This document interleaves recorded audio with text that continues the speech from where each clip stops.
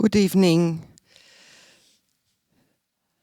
Good evening. On behalf of UNIC Netherlands, the European Union National Institutes for Culture, it's my pleasure to welcome you to the first lecture of our series on multilingualism. During the next year, we will present you different lectures and debates related to different aspects of multilingualism, like film and subtitles, professional skills, literature and translation, multilingual countries, and others. I'm very pleased that we were able to realize this series thanks to the support of the European Commission representation in the Netherlands, and especially to my colleague Emma Hartkamp. Thank you very much. And thanks to the space and technical equipment of the OBA. I'm happy to introduce you today Sharon Unsworth, Associate Professor, Center for Language Studies at the University Nijmegen, Radboud University, I have to say. She's a mother of bilingual children herself and will talk about her experience as a researcher, scientist, and I think also as a mother. She also has a website on this topic called Kletshead. And now I give the floor to Sharon. Thank you. Hello and good evening, and it's already quite strange to talk to an empty room. I'm in front of a massive room and it's empty, and I'm sorry that we're not more together, but at least we can let this talk go ahead. So I'm very pleased to be here today. Thank you for the invitation. And as Daria said, I'm going to be talking to you here both as a scientist. So I'm a researcher at the Center for Language Studies in Nijmegen, the Radboud University. And that's where I do research on the language development of bilingual children. I'm the mother of two bilingual children, a 10-year-old and a 7-year-old. And I also have a podcast about bilingual children, Kletsheads. It's available in English and Dutch. And one of the things that we do in this podcast is in every episode, I talk to a child about what it's like to be bilingual, the Kletshead of the week. And I always ask them this question: what's it like being bilingual? And the answer that I pretty much always get is normal. And I think that's a really important thing to start with, that it's normal. So these kids are really right. So if we look worldwide, there are more bilingual children in the world than there are monolingual children. In the Netherlands, where we are right now, approximately a third of all primary school children are growing up in a bilingual situation. That's approximately, we don't really have the data to be able to say with great certainty, but definitely there are quite a lot of bilingual children, and there are more and more each year. And these bilingual children grow up in a range of different circumstances. So in families where both parents speak what I'll call the minority language, you might know the term heritage language or home language, but basically the language that is not the language of the wider community, which will be Dutch here in the Netherlands. So this could be a whole range of different languages. There are also families where one of the parents speaks Dutch and the other speaks a different language, so they each speak their native language. Common practice called one parent, one language, again, could be a whole different range of languages. We can also have families where each parent speaks their mother language, mother tongue, and these are different from Dutch, and then we end up in a situation where the child is being raised trilingually. So bilingual families come in all shapes and sizes. And if you're a parent of bilingual children, or you are hoping, or you're going to become a parent of what you hope will become a bilingual child, you often hear lots of advice about what you should do or what you shouldn't do. And often this advice comes from many different places: family, friends, the consultatiebureau. So where you will get where your child goes for checkups when they're a baby, they sometimes also ask things and tell you things about what you should do language-wise. Teachers, when your children are at school, obviously the great resource that is the internet, and even politicians give advice about what parents should do as to raise their children bilingually or not. And sometimes it's hard to know, even though a lot of this advice, in fact, probably most of it is very well met, it's sometimes more based on gut instinct, right, rather than scientific insight. And so it's hard sometimes to know about what really is right and what maybe is really just the gut instinct. So what I want to do with you there in the distance is talk about, from a scientific point of view, what we know. I'm not going to delve too much into the detail, but I will give you some of the latest results. And also from a very practical point of view, also, knowing what it's like to be the mother of bilingual children. So we're going to talk then about how to raise a bilingual child with success. And of course, in talking about this question, in answering this question, we need to talk about what success actually is. And so a large part of this talk will be talking about what we mean by success when we're raising children bilingually. Now, the first thing to say about that is that success means knowing both languages, and both languages well. I'll come to what I mean by well in a minute, or shortly. So not just Dutch then. So being bilingual really means knowing both languages or all three languages. Why? Because there are very many advantages to knowing more than one language. I'm going to list a few for you in a moment, but I first want to let you hear from another parent. So this is Mercedes. I interviewed her for a different lecture. She's also going to be on the podcast in the next episode. She's from Spain. She has 3 teenage children who she's raised bilingually, Spanish and Dutch. And when I talked to her about her experiences of being a bilingual mum, and I asked her,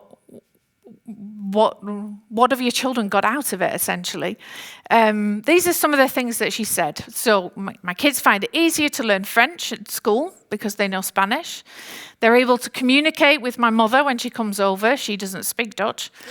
And also that they consider themselves both Spanish and Dutch. So they really feel like they belong to both cultures.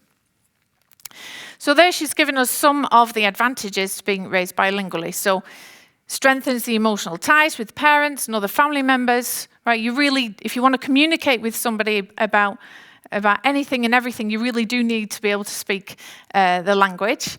Access to other cultures.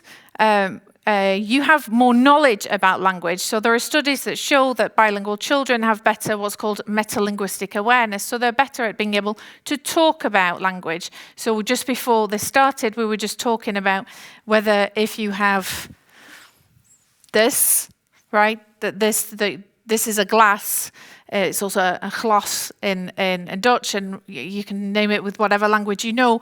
But bilingual children, because they have different labels, at least 2 different labels for one object, they can separate those 2 things, right? That they know that there's the concept and then you've got the labels. And studies have suggested that this may be one of the reasons why bilingual children, at least in certain circumstances, have been shown to learn a 3rd language more readily.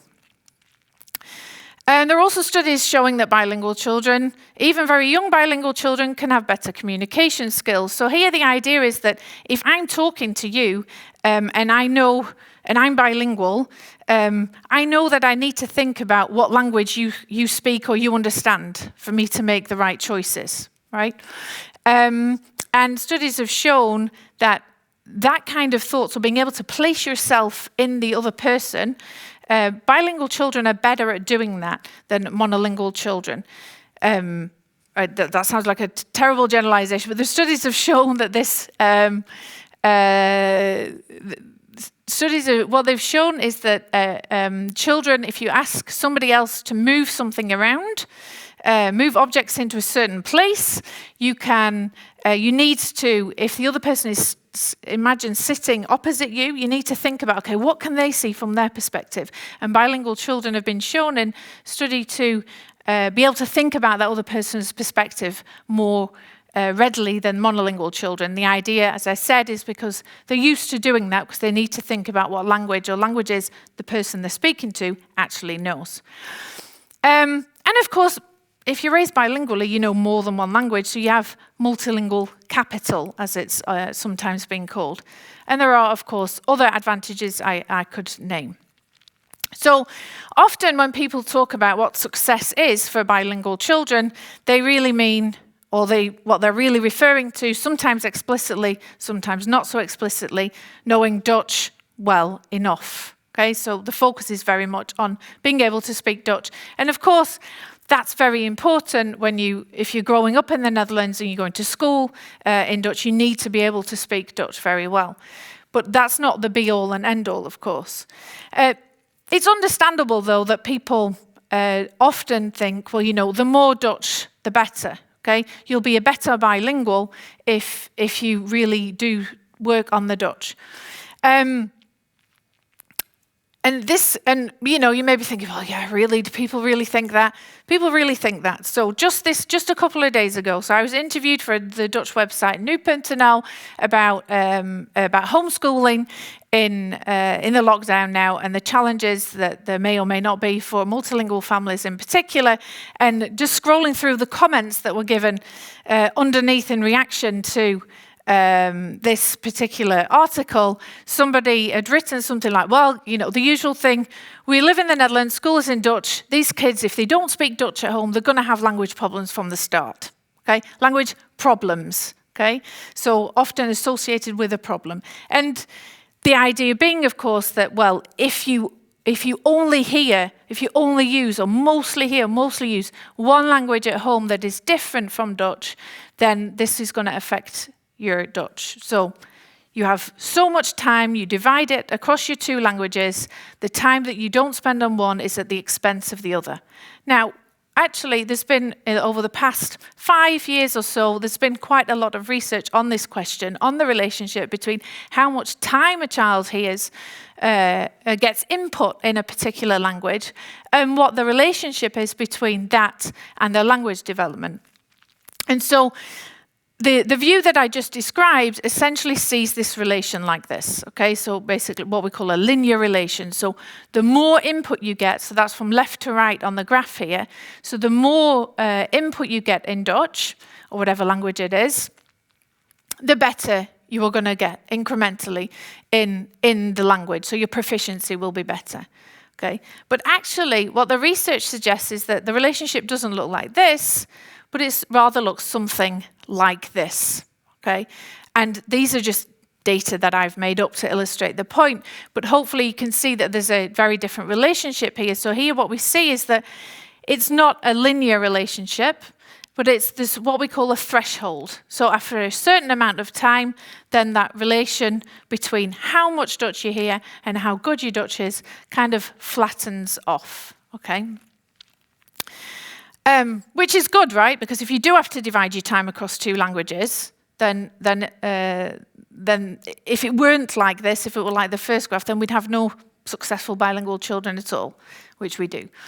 Now, what research has also shown is that that relationship that I just showed you, that's repeated here in the graph on the slide, is slightly different for if we're talking about how well children understand a language as opposed to how good they are in their production, in using the language actively. So in using the right words and putting sentences together in the right ways. And what it suggests is that you actually need a bit more input in a language to be able to, for example, score as well as monolingual children in your production. So that's just to bear in mind. So if you're listening and thinking, well, you know, my kids understand the language, one of the two languages, but they don't use it so much, that's a quite common scenario, and we see it in the research that is related to how much they hear the language. So I'm talking about, you know, how much you hear Dutch in percentages, right?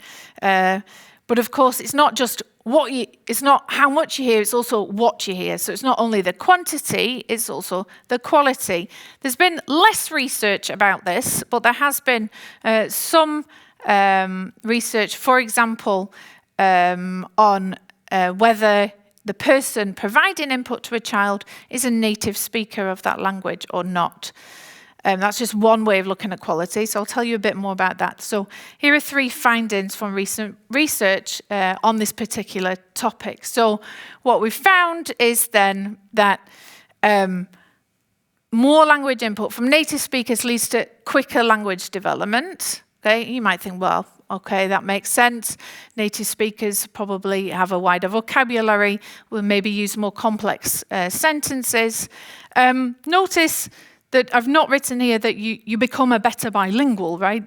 Research hasn't really looked at the relationship between non-native input, as we call it, and where you end up, but it's only looked at very early stages of development, actually.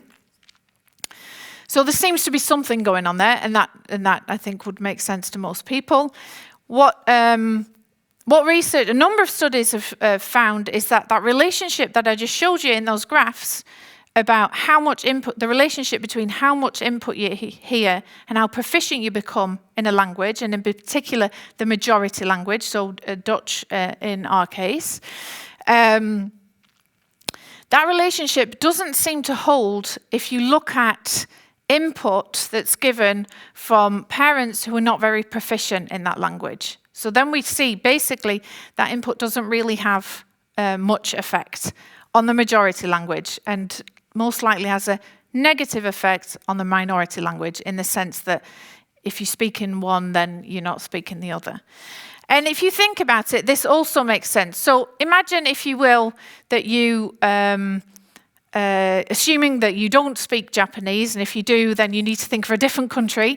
But if you were to move to Japan with your family, and you've been there for a year or 2, you've been trying your best to learn Japanese, and you can do a bit, and then somebody says to you, I think it's a good idea that you speak Japanese with your kids. That's what you should do, because that's going to help their Japanese. That also, you know, if you just think about that, can you have the relationship that you would want with your child if in that kind of circumstance? And so I think it's important, and this is also something that you can use as a parent. If somebody says to you, you should be speaking Dutch to your child, or because for whatever reason that they have, to flip it and ask them, well, you know, imagine this situation, would you do it? And the answer will probably be no. What we found in a recent study is actually that it's not so much whether a person who's talking to the child is a native speaker or not, but actually just how proficient they are, right? So it's not so much whether you're a second language learner speaking your second language to a child, or whether you're a native speaker, but it's how well you speak that particular language. And I think this is an interesting result for a couple of reasons, but one reason is that often people think, you know, if you're a non-native speaker, you definitely should not be speaking that language to a child. And I'm not so sure I agree with that. I think you need to be proficient enough. You need to be proficient enough to have the relationship you would like to have with your child if you speak that language. But you can, there are circumstances in which proficient non-native speakers probably should be using that non-native language with their children, if that's a way of boosting the minority language. So, for example, that's what we do at home. My husband is Dutch native speaker, very proficient English speaker, and he speaks English with the children, because we knew that even though English is a world language and everybody thinks it's brilliant that we speak English, we still knew that we should boost the amount of English our children were getting, and that's how we chose to do it. Okay, so in a certain sense then, there's always a trade-off between your two languages in terms of how much input a child gets to each. And you have a certain level of control over that, right? But you can't change whatever language it is that you're speaking, or in few circumstances you can do that. But you know, your native language is your native language, or often a choice has been made there. But what you can actively work on is the quality side of things. So by providing children with a rich language environment. What do we mean by a rich language environment? Well, you know, this is another way of looking at input quality, and many studies have shown that children with a rich language environment will develop more quickly than children with a less rich environment. So what do we mean by that?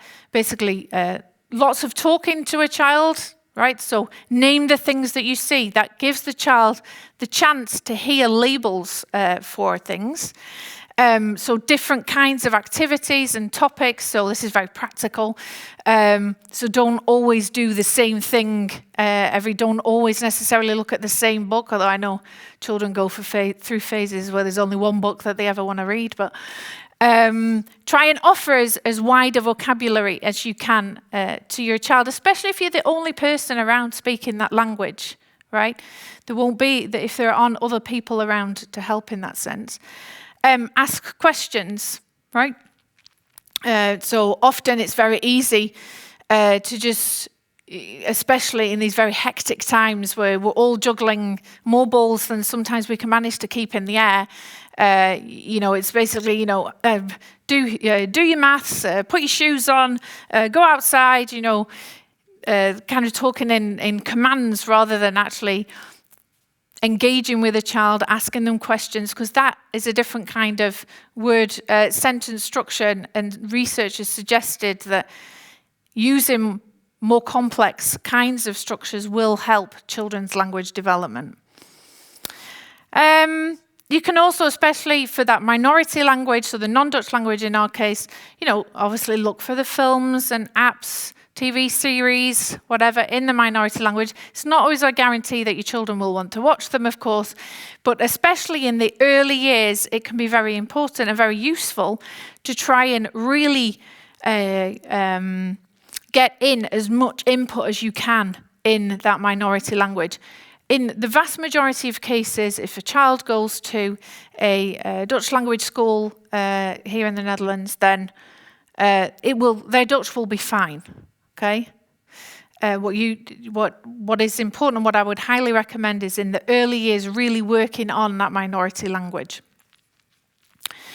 And of course, one really important way of doing that is to read to your child. And it doesn't matter in what language you read to your child, in the sense that if you read to your child in the minority language, this will ultimately also help them when it comes to their Dutch too, right? Because if you're in the minority language at home scenario where both parents speak the minority language, if they have a rich and strong basis in their first language, or in the minority language, then this will help them in learning Dutch.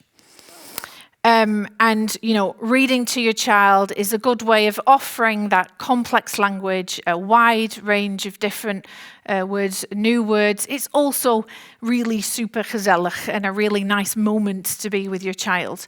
One great resource for this is something set, a scheme? It's not really a scheme. Anyway, it's a website to begin with called Prentenboeken in alle talen. It's set up by the Voorleesexpress.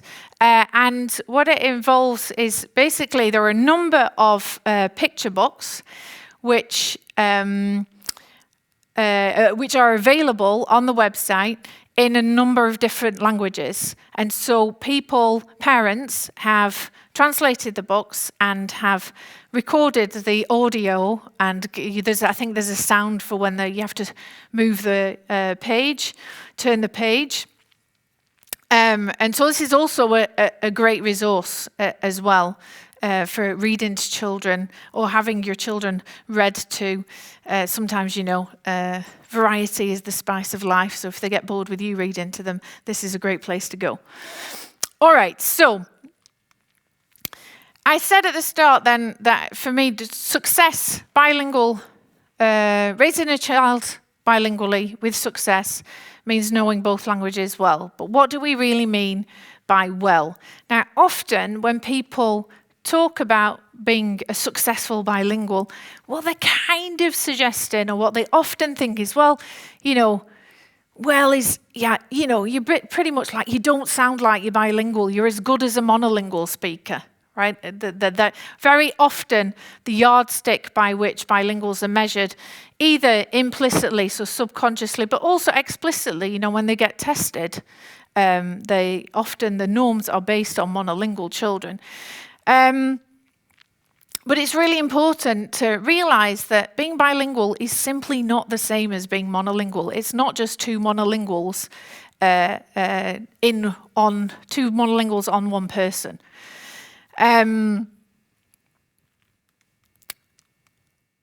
In fact, what we know from research is that bilinguals, the two languages, are connected to each other in sometimes quite interesting ways. So you are just different if you are bilingual, okay? And that's okay. And you're different in a number of ways. So what I want to do now is tell you a bit more about a few of the ways in which bilinguals are different, or at least they may differ, right? By this, I'm not saying that you never find bilinguals who you go, oh my goodness, do you know another language? What, you were raised bilingually? Oh, I would never have guessed. Okay, I'm not saying that that doesn't exist, but I think it's important to bear in mind that being bilingual is different from being monolingual. And it's different. So bilinguals, we're different because of the words we know and how quickly we can think of them, right? Because we learn words in different contexts. We're different in the languages that we actually have at our disposal to use in a sentence or a conversation. It might seem a bit trite saying that, but it's true, right? If I can't think of a word in English, then I can just throw it in Dutch if I know that the people I'm talking to understand Dutch. And we're different also in the words or structures that we use. Sometimes, but not always. So I'm going to come back and give you some more concrete examples to illustrate the third point here. But for the first two, I'd like to show you a small excerpt from an animation that we made a couple of years ago.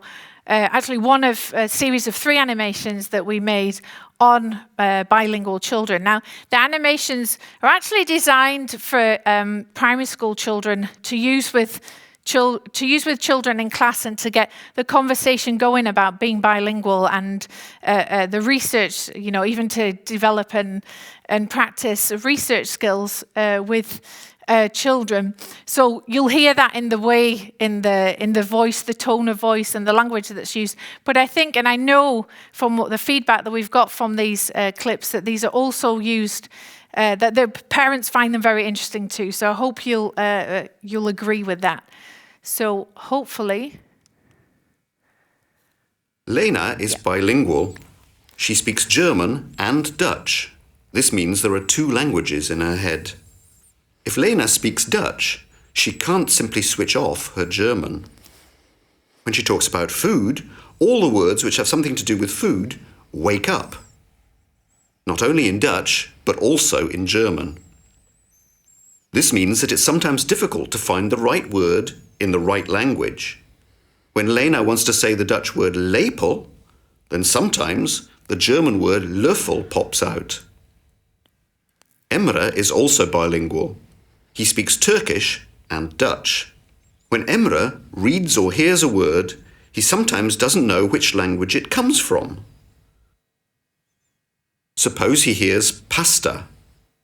The same word also exists in Turkish, but in Turkish it means something else. Cake.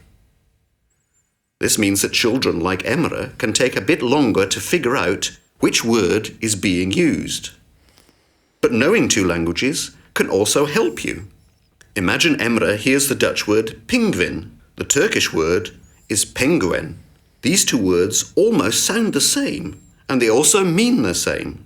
This helps Emre to recognize this word faster. If you've 2 languages in your head, you can always choose which language to use. Bilinguals sometimes use words from both languages in the same sentence. Here's Lena again. She says in Dutch, kijk mama, een vaaraatje. This may sound like a mishmash, but it isn't. Such sentences follow the rules of both languages. In the sentence, Lena uses the German word for bike, vaarad, and turns it into a Dutch word by sticking ch on the end. So mixing 2 languages is actually something very creative. Okay, so we saw a number of things there, right? One was that the words you know depend on the context that you learn them in. Another was that sometimes words that sound the same and may mean the same or mean different things, you will react to them in different ways. And in the clip there, it said, you can be a bit slower to realize which word it's from. We're talking, this is work that's been done, in the lab, and we're really talking sometimes milliseconds, okay? So it's not like some great impairment or something, but it does mean that you might react differently to certain words. And we also saw at the end that bilingual children, just like bilingual adults, mix. And that mixing, which I'm going to talk about a bit more now, is normal and it's not harmful. So I think this is one of the big concerns that parents often have. And the research that's available on this, and there is actually surprisingly not that much, but the research that there is suggests that most parents do it, even if they say that they don't. And when they do it, there is generally what has been found is either there's no relation between how much parents mix and what their children, how well they score on particular language tests, let's say, or there's one study that suggested a positive relation, and there's another study that did suggest a negative relation, so that the more parents mixed, the fewer words children recognized when they were, I think, about 1.5 years, but half a year later, that effect had disappeared. So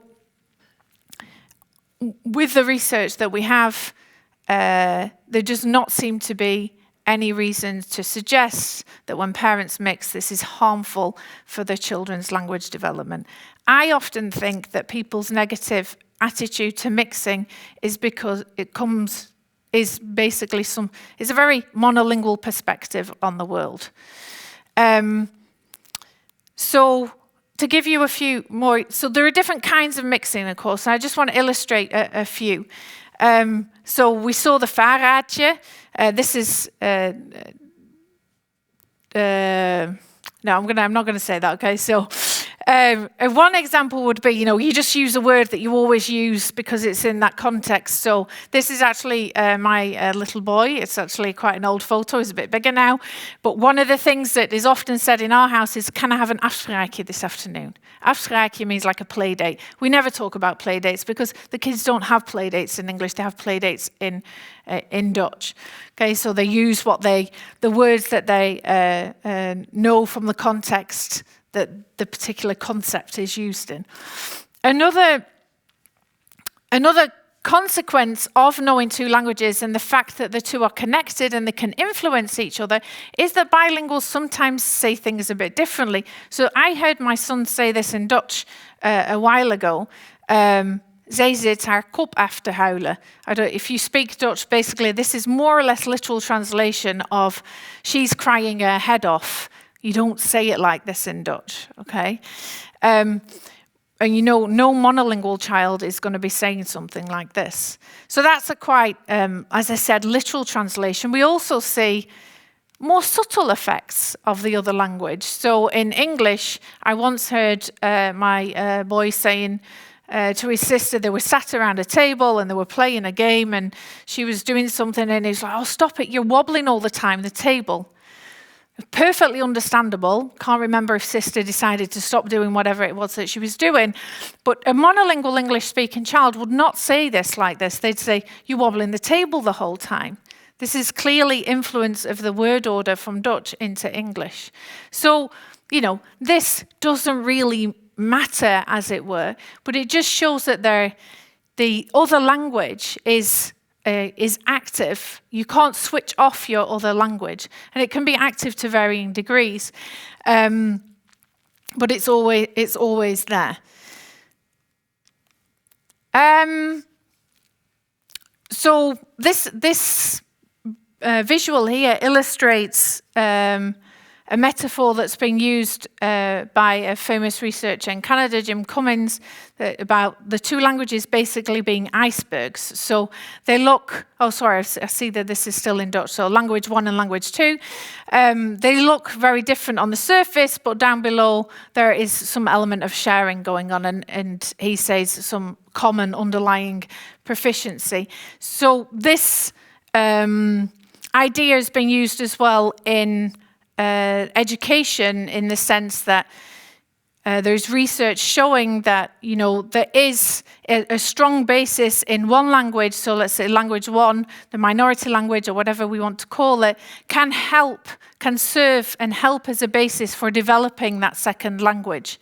And there's research suggesting this. And this, to many people, seems a little bit counterintuitive, right? You would think, well, if you want to learn the second language, you really just need to focus on the second language. But actually, research suggests that the other language can help.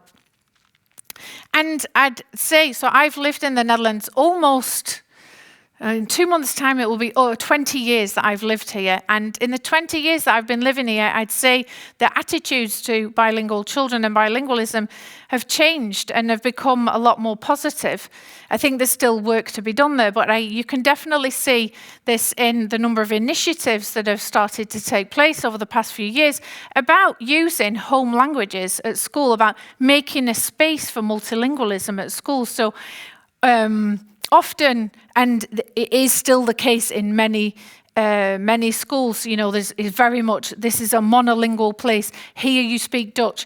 If you speak the other language, it will not be very good for your Dutch. But actually, research suggests that it can be very helpful to make use of what the child already knows, what bilingual children know in the other language, if they say, if their Dutch isn't as strong as the other language, and make use of that, make space for multilingualism at school, not only for their language proficiency, but it can also make them feel more empowered, right? Because if you say to children, leave what you know at the school gate, it's like you say, that doesn't count anymore. And, there are a number of consequences that could be associated with that. It's good to see that in the Netherlands, the new developments, or the new plans for the new curriculum per new, also involve explicit reference to multilingualism and the use of home languages. So I think we're on a very positive trajectory there. So I'm moving towards the end of the talk, and I want to talk about now, when we refer to success being knowing both languages, what do we mean by knowing both languages? So do we mean basically being able to speak both languages? If there's one question, one concern that parents, the concern or question that parents ask me about the most, it will be this. So, my child does not speak my language. They understand, but they always answer in Dutch. Okay? Are they really bilingual? What can I do about it?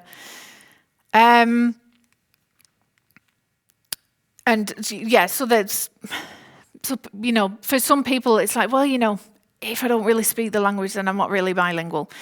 This is, in fact, this is Nodi, who I also interviewed on the podcast.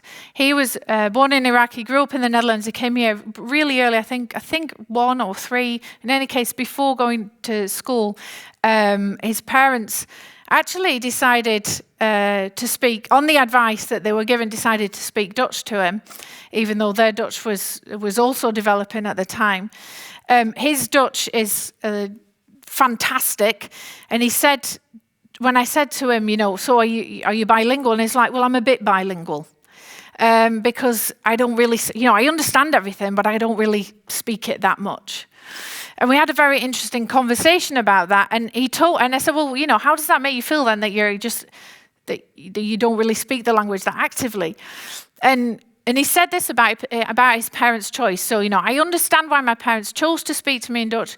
They wanted the children to learn Dutch as quickly as possible. But I really think it's a shame that I don't speak Arabic as well as I could have, right? And as I said, he said, I'm a bit bilingual. And I think, it all depends on how you see things, right? Do you see the glass half full or the glass half empty? Now, I don't know if you can get this across the internet, but I am more of a glass half full kind of person. So, for me, even understanding a language is also knowing a language, right? If you can have as frustrating as it can be as a parent if your child doesn't answer you in your language, the fact that you can speak to them in your language and they maybe answer back to you in Dutch means that you're having a conversation. It means that they know the language, right? Now, of course, you might be thinking, okay, well, that's all very nice, but I'd really like them to speak it. So what can you do to encourage them to do that? Now, there are a number of studies suggesting that, the more, this confirms maybe what you would think an intuition, but the practice is important. So using more of the language is a good predictor of how well you will actually end up being able to speak it and understand it. Okay, so that practicing it more can also help development of your receptive skills. How can you go about encouraging your children to use the other language? I think the most fundamental way of doing this, and it's also the hardest, is that you need to create genuine opportunities for your child to use the language. They have to really need to use it, otherwise, for many of them, they just won't bother. And, you can't blame them. Another thing is that it's important to realize that often, and especially if you've got children, more than one child in your family, when the older child goes to school, studies have shown that they will then bring the school language into the home. They will, so children with older brothers and sisters who go to school hear more of the school language at home than children who were the firstborn children. And what is very interesting is they also hear more of the school language from their parents, because, parents often switch as a result of the older child bringing in that school language. So one of the things you can do as a parent is to actually be very conscious about that and, try and stop yourself as much as you can from switching to the school language if you want to encourage your child to get more input in the home language and hopefully use it themselves too. And of course, other studies have suggested that having a variety of speakers who offer input and opportunity for practice in a language is also a good predictor of children's developing language skills. I think that another really important thing is to stay positive as well. Okay then, so to wrap up, raising a bilingual children then with success, or successfully raising a bilingual child. I think the title here is actually a good example of me being a bilingual in Dutch, because this actually sounds more Dutch than English, but anyway. So that means developing proficiency in both languages. I think it's important to bear in mind that everything I've said today is relevant for all languages. It doesn't really matter what language combination there is. Linguistically speaking, all languages are equal. That's not to say there aren't a whole other host of factors that might play a role here, but linguistically speaking, languages are equal. So the advantages of bilingualism should extend to all languages, all other things being equal. And I think it's important to bear in mind that being bilingual is just simply, you're just bilingual. You're not better or worse than a monolingual, but you're definitely different. If you want to hear more, as I said at the start, I have a podcast about bilingual children. The Dutch one is in its second season. The English one started just before Christmas. One came out just yesterday, actually, about how to know whether your bilingual child has a language delay. So that's all about diagnosing language disorder and language problems. Also, great thing in there about making space for multilingualism in schools. Yeah, and I think I'm gonna leave it there and thank you for listening at a distance, and open the floor for questions. Thank you very much, Sharon, for this very interesting lecture in the name of the European Commission, but also in my own name. Multilingualism is one of the spearheads of the European policy, but it's also a headache or a source of pleasure for a lot of parents. I'd like to give the floor now. I've opened the chat an hour, 45 minutes ago, and there have been a lot of questions coming in. So I'd like to start with, I think, a question which is important for all of us. How much is too much? I got a question of a parent saying, how can you recognize that a child cannot cope with it? Is there a strategy then? Should you then decide to only speak one language? So how much is too much, as in how many languages can a child cope with? Is there too much? And if it happens, how can you react? How can you see that he doesn't cope with it and how you react? Okay, so there's no reason why a child can't learn many languages at the same time. I don't know whether I should look at you or look here, but it's important to bear in mind that the more languages there are, the more pieces, and the smaller for at least some of those languages, your language pie, as it were, is going to have is going to be a smaller sized piece. So what that will mean is that, for example, if you're growing up with 3 languages, typically what we see is that one of those languages will be very strong, and maybe there'll be a second language where a child is pretty good at, but the third language the child will maybe understand but not actively use it. And that's, to do with the things that I talked about in the talk now about, opportunities for practice. This can change over time, and it often does. I hear parents saying this, that, it changes over time. So that's also a good thing to bear in mind if, when a child isn't answering back in a given language, that, that can change over time, and they will. And sometimes they will all of a sudden start speaking the other language, and you think, oh, well, I didn't actually realize that anything was going on there.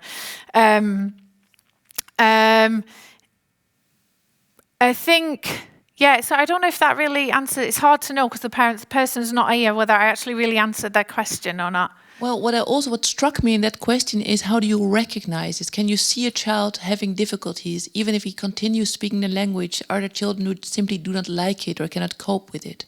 Yeah, so I think, I obviously am a big, I can't think of the English word now, but forestander of bilingualism. But I think the most important thing, like anything with being a parent, is you need to have the relationship with your child that you think you can have. And if your child is really struggling and you're not being able to connect with them, or that for me would be a reason to think, okay, maybe we need to change our strategy. And it depends on the age of the child as well, as to whether you can also have a chat with them about it, right? But for very young children, it's pretty normal that one language they'll be dominant maybe in one language, and then another will catch up depending on the circumstances, or maybe it won't, and they'll just be what we call the passive bilinguals that I've been talking about. Does that? I think so, yes. Yeah, I hope, whoever it was, I hope I answered the question. You gave a lot of answers anyway, so very interesting. I got 2 opposite questions. One family, an Italian-Spanish family, telling that their child of 2 years old goes to a Dutch daycare, and he only speaks Dutch, although the parents would like to see him speak Italian and Spanish. Yeah. Another parent asking, but we speak 2 languages, and the child, how will get him to learn proper Dutch? Is that sending him to school or having him have a whole school career in Dutch? So both scenarios, can you give a reply to both? Yeah, okay. So let's start with the first one. So this is the scenario that I've talked quite a bit about in the talk, right? So we speak different languages at home, in this case 2 different languages. The child goes to Dutch-speaking nursery or daycare, and then is only speaking in Dutch. And I think you said the child was 2, right? Exactly, yes. Yeah, so 2 is really young, okay? And it will depend, I think, on how many days a week your child is at nursery, right? And how much contact he or she has, how much time he or she is at home with each of the 2 parents, the Spanish and Italian speaking parents. My advice would be to hang on in there, because it will probably be all right. It will just take a bit of time. Yeah. Okay. Then another question. I didn't answer the other one, yes, did I? The other one was, how do you... So basically, we don't speak Dutch. our kids growing up in the Netherlands, how are we going to make sure that they speak Dutch? Okay, so there are different ways. So, if your child is going to nursery, then they're going to get input at nursery, and then that's one way. If your child is not at nursery, then the standard advice here is that they should go to what's called a peuterspeelzaal from about age 2.5. So this is it's like a play group, is what we'd call it in the UK, where they can go for a number of afternoons or mornings in a week. And the focus there is often on, or is usually on language development. So that's a way of giving them a bit of a kickstart before they go to school, so that they do know some Dutch, so that they'll be able to ease into school a bit better. Another thing to think about is also when your child goes to school is maybe, ask the teacher for some the usual kind of things that they talk about, some like words that they'll use, and then you can give them, if the teacher's amenable to this, you can also give the teacher the words in your language, so that they also know that, okay, if my child says this, I have a child in the class and he's saying something in Italian and I don't understand, that they can maybe also use that, right? Because that will ease them into it, as it were. Thank you very much. I give a little priority to one question coming in now, because I think it's very relevant now, and I recognize the situation, homeschooling. We're at home with our kids. The child goes to a Dutch school, and we as a French or Spanish mother tongue speaker hesitate whether we should explain in Spanish, our language, or in Dutch. Yeah, so that is a super question, and it's one that I'm faced with too every day.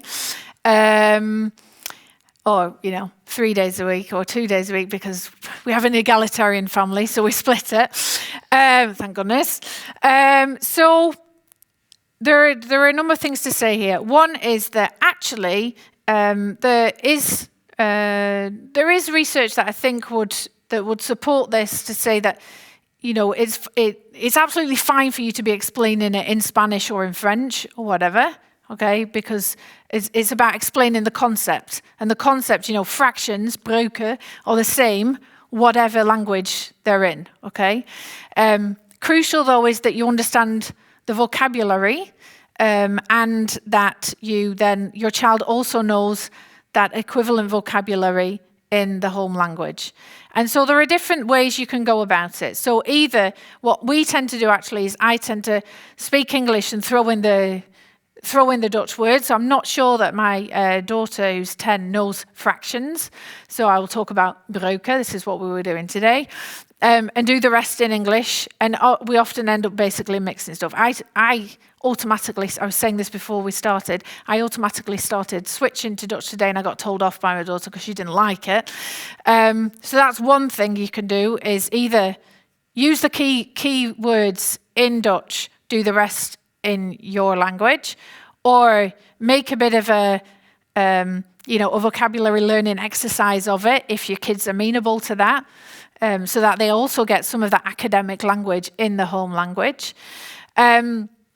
I actually think what is more of a challenge is not necessarily the language that you use, but explaining it in the way that the juf or the meester does. Because if you don't do it like that, children can get very frustrated. So I actually think that is more of a challenge, because at least what I see my kids learn, it's not the way that I learned it at school. So I think that goes beyond whether you're multilingual or not. But I think my advice would be, because I also hear from parents, actually I've had over the past couple of days, emails from parents asking questions about this, that, because they're explaining everything in Dutch, then all of a sudden there's all this Dutch in the house, and now the kids are like, "Way, we're going to speak Dutch," and then they don't speak the home language anymore. So that I can understand you might feel a bit cautious about that, and I would share that caution. But there's no reason that you have to explain the schoolwork in Dutch, as long as you have the idea that you're understanding each other. Well, I just want to to react to what you said somewhere in the middle of your explanation, because you said, well, you can also use a keyword and then explain the rest in your own language, which means that mixing is fine. I got a lot of questions about mixed languages. A person saying quite firmly, no mixed language, it's important to keep the languages apart. We heard in the small film that it's very creative for children to use both languages. It's normal, not harmful. Can you give another reaction to this? Can you mix them as a parent? My daughter says to me, when I start to mix them up, she says, but you're doing it yourself. I can do it too now. Yeah. So look, so is the question, is it okay to mix mixing as a parent? Can you use the word which pops up into your mind? Yeah, so as I said in the talk, the research that is available, there is no research to suggest, apart from this one study, and I'll repeat that again in a minute, but there is no research to suggest that mixing is harmful for the language development of children. Okay, there are two side notes. One is this one study that shows at 18 months, kids with parents, the more parents mixed, the fewer words they recognize, but 6 months later, that effect was no longer there. Okay, that's the other thing. And the other side is there isn't that much research out there, but what there is does not suggest that there is a negative impact of mixing. There may be other social reasons why you do or do not want to mix, but in terms of negative impact on your children, it isn't there. What's crucial, of course, is when the kids finally go back to school, and let's hope that's sooner rather than later, that your kids need to be able to do whatever it is they've learned at home with you. They need to be able to do that in Dutch, because they can't be mixing stuff when they're explaining it at school. Okay, but if they've figured it all out in the home language, and then they can do it in Dutch, that's fine. Thank you. And then a short question, which is also very relevant, I think. Should we correct them when they make errors? Gently, firmly? Okay, so that depends, I think, depends what you mean by error. It depends on the age of the child. But generally, research shows, and this is for monolinguals, as relevant for monolinguals as it is for bilinguals, you can correct children, but certain errors they make, they're part of the language learning process. Okay, so typical error, like in English, I goed to school instead of I went to school. That just shows that they've figured out the rule, and now they're overgeneralizing. And there's research that shows you can correct your child, but 2 seconds later they'll repeat that again. So even if you correct, it's not entirely clear whether it's going to have an effect. That's one thing. Another thing is, if your child, when the children are a bit older and your child maybe says something that isn't quite the right way to say it. So take for the example of you're wobbling all the time the table, or something like, I'm not sure about, I think I would just let that go. But what I tend to do is, because I think I would what's called recast. So I would repeat what the child said in the right way, without making a big deal like you did it wrong. This is how you say it. If there is a word where I think, okay, they really don't know that word, I'll say, do you know how you say that in English? Well, you don't actually say it like this, you say it like that. And I don't do that all the time because, again, you need to be positive. If I'm constantly nagging my children and pointing at everything that they don't do well, then they don't realize what actually the vast majority of everything, that they are doing well. And, it also depends on your child. Okay, so yes, maybe, but think carefully about how you do it. Thank you. Another question, one of the participants tells us that her partner, he simply doesn't react when his child speaks in the other language. He will not react. I sometimes play with that, and my children know very well that I understand French, but I do sometimes as if I do not understand it. It makes them laugh, and they change languages because they think it's funny that I'm playing this game. Should you play this game? Should you really try to? Is it a strategy to only reply in one language and not in the other? So, research-wise, it's not a strategy that I know any research about, but this is certainly not the first time that I hear of this strategy. I think that will probably work in the early years. Right, but as children get older, like you said, your own children, they become more aware and they're a bit more savvy, and they maybe have an opinion about what language it is that they want to speak. And I think it will really depend on the child whether that will work or not. I do think it is important. If there's one tip, one thing that I really think is probably key.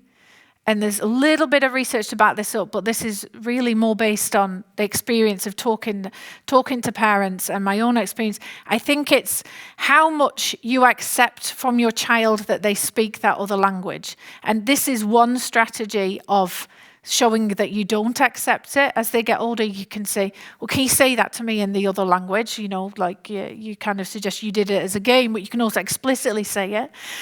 But it's also about, you know, if you kind of exude, this is an important language for me. This is an important language for us as a family. This is part of who you are. You need this to talk to your cousins.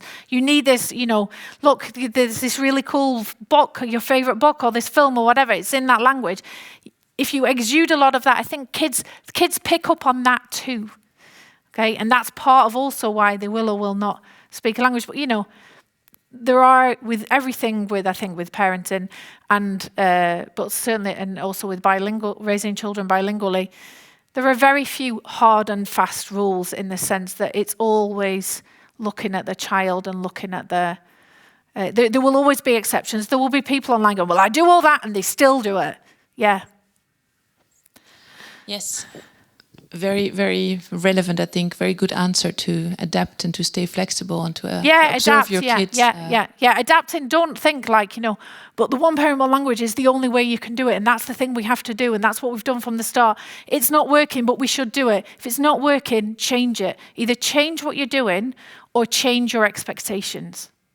So this is also about adaptation to your children. I got several questions, and to sum them a little bit up, to combine them, how much should you adapt to the linguistic situation of your children? For example, one concrete situation, Russian parents, Dutch child going to the Dutch school. Should they learn Dutch then to better understand their child and perhaps explain them school subject in Dutch? So I think if your child is going to Dutch to school in the Netherlands, I think you need to have enough Dutch to be able to understand, to be able to communicate with the teachers. I think it's also important that as they get older, and you know, in the Netherlands, children don't get very much homework compared with other countries.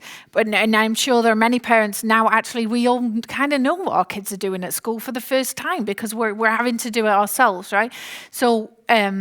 It's not that you're expected to do, at least at primary age, the early primary age, that you're expected to explain a lot to your child of what they're doing at school. But I think as they get older, it will become more important. I think it's important to be able to speak Dutch because also, you know, you're part of a community, right? But not so that you can speak Dutch to the child. Another is also that's also helpful for when the kids have play dates over. Right? I know. Then also I got a lot of questions coming in at the same time now about what to do when your child simply doesn't want to speak that language. Should we switch to one language in a multilingual environment as a child is not speaking, still being 3 years old? He understands the 3 languages, but he will not speak them. Should you then adapt and switch to one language in order for him or her to make him start speaking? So, I'm not going to repeat all the tips that I gave about ways and strategies you can use to try and get your child to speak a minority language, whether that's 1 or 2 minority languages. Okay, and as I said, you know, some work with some kids, others don't. I think that if you decide. If you're thinking about, saying, stopping or reducing the amount that you speak a certain language to a child, you need to be very clear about what the consequences of that will be. Okay, you stop providing input, that kid is not going to learn that language. Okay, so it's always important to think about, how do you see? Think of your child at 18. How do you envisage them, right? Linguistically. What would you like them to be like? You know, for some parents it doesn't really matter. It doesn't really matter that their child can't read, won't be able to read in the minority language. They think, well, you know, we're going to live here. We're not intending to move anywhere.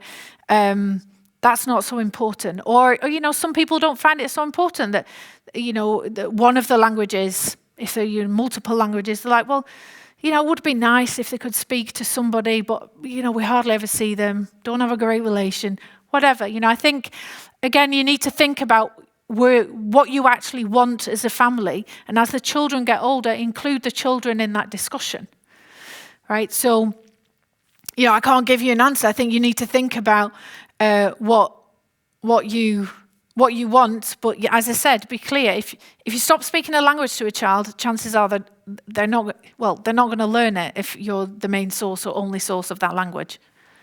Well, I see here also in all the questions that a lot of parents are being very creative. They think out their own strategies. For example, I saw language days, language mornings. Can you do it like that? That Monday is the Spanish day and on Tuesday you speak Italian, the whole family? So if you can manage that as a family, my hat goes off to you. That's not something that I could do. I am no way that organized. But yeah, be creative. If you think that that's how you can make it work for you. I know I gave a talk quite a few years ago, and somebody told me, well, what we do, I think the kids were like, older primary age, maybe secondary school age. What we do is we, everybody comes home from work or school back in the day, we say we've got about an hour before we're going to sit down and eat, and then everybody's allowed to arrive, language-wise, but by the time we sit down for dinner, then we switch to a home language, and that is the rule. Okay, and that's so it's kind of acknowledging, it's good. I think you need to be careful with hard and fast rules about things, because you need to give people you need to acknowledge, bearing in mind what I just said about your languages are always switched on, right? It's normal that you're sometimes going to throw in words in the school language if it's about something you're talking about at school. So there has to be a bit of give and take. But yeah, if you can get that to work for you, there's no reason why that's not okay. Thank you very much. One of the participants also described for me a very recognizable situation. She told that her son, I think, didn't speak any French to her until he went to the early years at school, so 4 or 5 years, and all of a sudden he started to speak perfect French. Is this a very frequent situation, and is it a reassuring thing that you can just continue speaking your language and then wait until the moment he or she accepts to reply? Yeah, so I think there are a couple of things in there. One is, do some kids just simply not say anything, then all of a sudden start speaking it? There's mixed research, but there is research to suggest that children, especially children who say who switch to a different language when they go to school, they go through like a kind of silent period where they're basically absorbing everything and then they start talking. Okay, so there have been reports like that, and I think the fact that this parent is saying that you said it to me just before we started this talk, that should be reassuring, I think, to some of the earlier parents who said, but our kids too, and they're not speaking the language. As I said, my strategy would be, hold on in there, because you just simply don't know what's going to happen. And I always give the example of my cousin who was raised bilingually English-Dutch, and she went to a bilingual nursery, spoke only English till she was about 3, went to stay over for a sleepover at her friend's. Friend only spoke Dutch. She was like, not speaking English anymore, only spoke Dutch. She's pretty stubborn, runs in the family. And then basically when I moved here, she was like 9 or so, and I even started speaking to her in Dutch because I want a relationship with this kid, right? Now, she lives in Paris, she speaks English, she only speaks to me in English, she only speaks to my kids in English, right? And you would never have thought, you could have easily just have given up, but they didn't give up. And it's very dynamic, bilingualism, and I think it's worth bearing that in mind.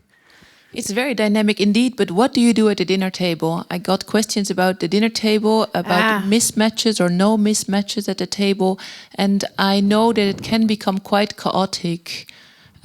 Should you then reply on your left side in one language and the other side in the other, or should you just be flexible and dynamic or chaotic? Well, beautiful things can come out of chaos. I'm guessing, but I don't know, that this is probably the kind of circumstance where there's not a mutual language at the dinner table. Well, perhaps also the situation in which children they tend to be very pragmatic children. So when they see you're very stubbornly speaking your own language to the children and letting your partner speak in the other, but at the dinner table you speak this other language to your partner, or you simply do not follow it up well enough because it's super dynamic, and on your left side it's the one language and the other. So should you be opting for the same strategy even at this complicated situation? Can you then be more flexible than the rest of the day? Yeah, so I think, and again, and maybe for people thinking, well, that's nice and easy. It's a personal choice, right?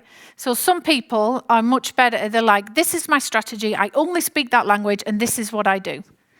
Okay, and circumstances can make that easier or harder. Okay, so I have, in principle, apart from a little slip up at maths explanation this morning, in principle, I speak English to my kids all the time when I get home to school, whatever. And that's simply what I do. I'm in an easy situation because we both speak English at home. It's the language of the house. Okay, if you're in a situation where your partner speaks a different language and maybe you don't even really understand that language, or you've got a different communal language, then that's also a situation that's going to occur at any point, not only at the dinner table, right? But I think it's good to be conscious about what you think is the best for the goals that you want to achieve with your child's bilingualism. But it's also good not to be constantly beating yourself up about I just said something in a different language. So I would consider what it is you want, what's the best way of of achieving that, and in that sense, more input, especially in the minority languages, is good. Not always switch into the majority language because you're giving off the signal that the minority language isn't so important. So I would try and make yourself as strong as possible for that minority language. At the same time, if you're having a really nice chat at the dinner table, or you're talking about something really serious and everybody's gone to this different language and it's like something really important, bilingualism is like a bit lower down on the priority list at that point. Thank you very much. We're going towards the end of the Q&A session, but I think if I wrap it up a little bit and end up perhaps with the last question, what I learned from it is that you simply should be flexible, creative, observe your children, and that it should be a natural process. But then I've seen families around me making sometimes artificial choices, in a sense that, say, a Slovak father and a Romanian mother decide to, at least one of them, speak English with their child because it's so good for the child to learn English. Can you do it this artificial way, or should we stay more natural? Well, so again, my rule of thumb is always, so first of all, as I said in the talk, the research suggests that input from native speakers is good, but also input from non-native speakers is not always bad, but the better the non-native speaker is, then that has a positively related to the children's development in that particular language. Okay, and so that can mean that you can choose to speak a language that's not your own. Okay, now if you choose then to switch to the language around you, so Dutch in our case, that will be at the detriment of that minority language. So that's not a very good idea. You can choose to do what I suggested. What we do is, my husband chose to switch to English. It was a very conscious decision, which he made by himself, so that for the reasons of boosting the language input to our children. Other people make that choice, okay? And so, I'm not going to say you're not allowed to make that choice. Of course not. But my rule of thumb really is, you need to have you need to think, can I talk to my child about all the things that I want to talk to my child about in that language? And not just, talking to little kids is really different from talking English at work, okay? And it's also, a bit about the culture as well. How important is it to you to give to your child the things that you know, the books and all the funny jokes and the songs in your language from your culture. Now, to me, that's mega important. I can speak Dutch really well, but I wouldn't speak Dutch to my kids because it's really important to me that they know about all these, like, you know, funny British things, and that they grow up with a sense of being British, whatever that is these days, and you know, can relate to their cousins and stuff, right? So that's part of the consideration that you should have too. And no, if you choose not to speak a different language, your child is not going to be able to speak that language. Okay, so they're not going to be able to communicate in that language, at least, with family. Okay, so you know, it's a choice, and that choice is a personal choice. But I think it should be an informed choice. So it's about making the right choices, but then letting go of your rationale and try to be as flexible and also as intuitive, perhaps, as you should, and also have fun with your children. Is that the sum up? I definitely think have fun with your kids. I'm not sure about letting go of your rationale. I think, you know, you should also bear in mind, you know, what I've been telling you about what we know from research, right? Because that should give you some points that you can follow, but ultimately it is a personal choice, and it can be a choice that can change over time. But I would really, don't give up hope is my motto. Don't give up hope. If you speak a language to your child responds, even if it's in a different language. You're having a conversation. They're bilingual. Thank you very much. I think this is a very good moment to put an end at this very interesting lecture and talk we had. I would also like to thank all the very active participants with their both academic and personal questions. I would like to thank Unique and Al and Daria Baumann for the very pleasant cooperation we had in organizing this event. And of course, Oba for the beautiful place we are now sharing, the four of us in this at this strange moment of time. But thank you very much again, Sharon. Thank you, and bye. We'll keep in touch. Bye.